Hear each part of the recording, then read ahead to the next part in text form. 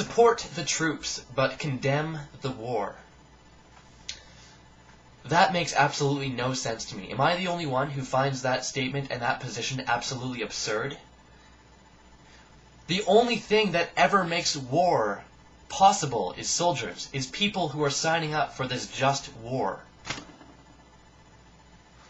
The only thing that ever enabled the Nazis to exterminate the Jews and try to eliminate an entire race of people, it wasn't evil people. Evil people don't exist. Get over that. The only thing that allowed that to happen was deluded people following pragmatic reasons of base survival. There's no moral reason for eliminating the Jews. It's pragmatic. It's choosing the lesser of two evils, and that's what everyone always does. And I hate it when people try to make a divide. They say the soldiers aren't to blame. They say that the generals are to blame. They say, oh, the soldiers aren't to blame. We must blame Bush and Cheney and people like McNamara. I watched a documentary on McNamara called The Fog of War last night. It was really great.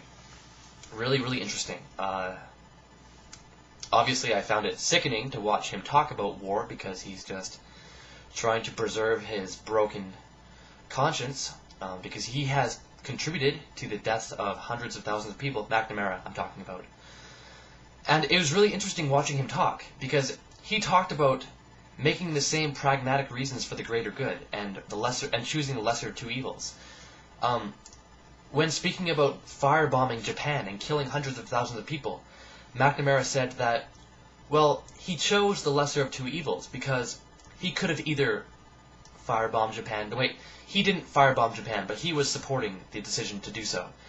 He said that America could either firebomb Japan or they could send troops over and that could lead to a bloodbath.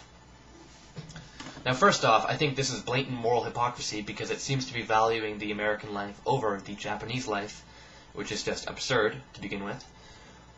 But secondly, it's very interesting. This is exactly what U.S. soldiers will say. They say they're put into very tough situations. They have to do these raids on homes. They have to raid a neighborhood looking for anti-American propaganda, guns, members of Al-Qaeda or Taliban or whatever the group is we're demonizing right now. And they have to raid these homes, and it's not that they want to kill people. These aren't bad people. They don't want to go in and shoot people and hurt people and scare people and ruin people's lives. But it is the lesser of two evils in their minds. In order to minimize pain and suffering, they have to do it.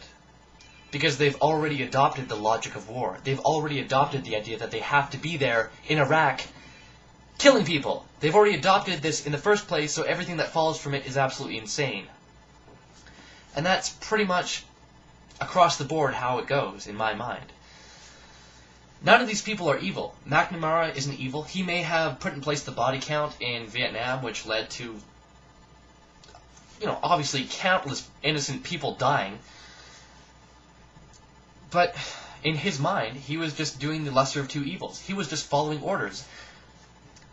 That's what he said. He said he tried to put it off on Lyndon Johnson. He said that he was just following orders from Lyndon Johnson and he did not want to do all this stuff. And, I'm not saying that that's true. I'm sure that lots of people were a lot more to blame than they ever want to admit. But the point is, that's what many soldiers say. Soldiers go to Iraq, they kill innocent people for pragmatic reasons, and then they come home and we say, it's okay, don't worry about it. You were following orders. And we justify war. We just continue to justify war. The only reason wars ever happen is because we don't condemn the criminals who allow them to happen. Soldiers. Okay, I know it's sad, it's tragic, it's fucking tragic, don't get me wrong. I know someone, a friend of my family, who went to Afghanistan and died, and it is fucking tragic, don't get me wrong. It kills me to tell my family this, when they're talking about him, and I say, let's be honest. He was an amazing person. This individual was an amazing, I don't want to say his name, but he was an amazing person. But he was a state-paid murderer. He may have believed the most amazing, beautiful lies about what he was doing over in Afghanistan, saving people and bringing freedom and democracy and, you know, all the rest. But that doesn't change what he did. That doesn't change what he was participating in and what he is legitimizing. McNamara, same thing. McNamara grew up with all of these grandiose ideas of the greater good, and you know, he took a class in ethics that just destroyed his mind and taught him about honor and discipline and, you know, vacuous nonsense that means absolutely nothing. And I mean, it's only reasonable that he would go from that and do the things that he did, in my opinion. He's not evil. U.S. soldiers aren't evil, but they do the same things that people like Bush and Cheney are doing, so we can't put them in a separate category. No one's evil, and no one's, you know, noble and virtuous. We're all just individuals who are trying to make the best of the situation we're put in, and it just, There are two main things that really sicken me about the way we talk about soldiers. We say, number one, they were just following orders. There was no draft. They signed up for the war voluntarily. They signed up to kill people overseas voluntarily on their own accord. And number two, we say, well, this is the just war. We say, well, this war is necessary. We say, that's always the way it is. Nazis had the exact same rationale. I mean, slightly different. It's the exact same line, but we're take out Jew, put in Arab. Same pile of bullshit. Nothing has changed.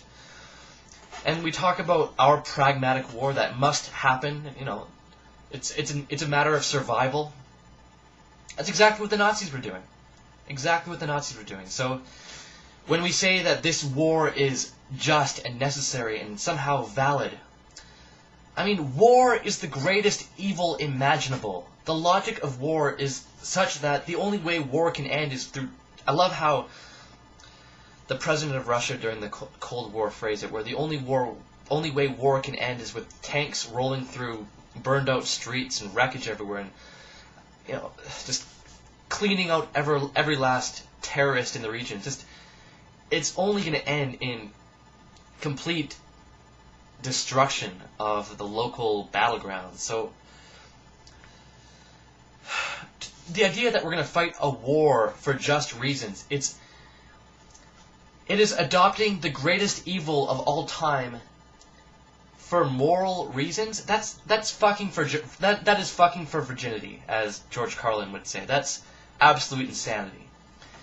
And so when we try to, I mean, trust me, I know it is fucking tragic. Soldiers are coming home. They are disillusioned. They don't know what they were fighting for. And the truth is, they were fighting for nothing. They were killing people for absolutely nothing. They're for no moral reason under the sun. They're just killing people. And I know it's tragic, but the only way we're ever going to move forward as a society is to be honest with ourselves. Honest with what happened. These people signed up to become state-sponsored killers overseas. It's like... And that's the only way we can ever move forward. Because when we say, oh, these people aren't to blame, they were following orders, they're good people. Yes, everyone's good people. The fact is, they participated in the greatest evil imaginable. And the only way we're ever going to move forward is to condemn what they did. I'm not saying we have to condemn those people, but I wouldn't... If you're going to condemn McNamara and Bush and Cheney, in my opinion, you have to condemn soldiers as well. War would never happen. War would never happen without soldiers signing up for war and going off to die for some just cause. It would be a bunch of people going, go fight for that war, and the rest of us going, fuck you. And that's how it should be. Wars are enabled by soldiers. And as heartbreaking as it is, I will never let them forget that. Peace.